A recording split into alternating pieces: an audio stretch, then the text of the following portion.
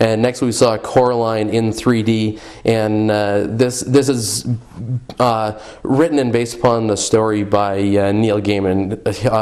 It was, I think, last year or 2 years ago, he wrote the story behind Stardust, which really didn't do a lot in the box office, but it was an excellent movie, one of the best I'd seen in a while. And he really does an excellent job of creating entirely different worlds and entirely different stories than things that have been seen before.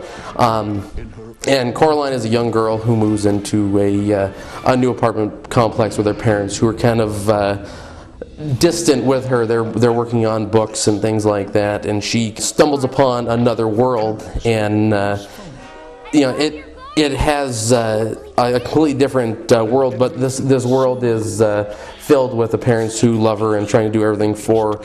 But it's really a trap. But it's an excellent story, and the 3D in it, I think, was one of the best parts about it, because it wasn't an invasive 3D. It wasn't trying to point out all the time that it was in 3D. Well, yeah, I mean, I still am not sold on that technology. I don't really think it adds much to the storytelling, but they were pretty reserved in the way that they used it. You know, they didn't throw fireballs and things like that at you, or pickaxes, as we've seen recently. But yeah, I mean, it certainly is. It's to be praised for being so original, because there are no other movies like it. Even The Nightmare Before Christmas, which was also directed by Henry Selick.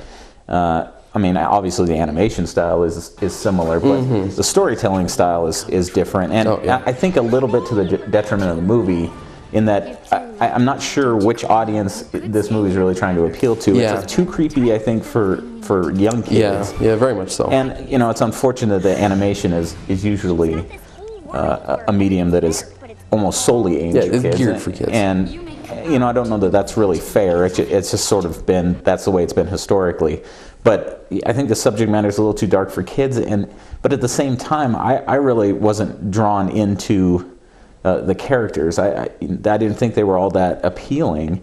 Coraline, for example, is not a lovely little girl. She's kind of a snot. Yeah. She treats her one friend poorly, and you know, I liked it because it was so unique, and there aren't any other movies like it. And the animation was very amazing. I mean, you imagine that these guys are sitting there, for an entire day's work, and they're shooting 3 or 4 seconds worth of footage.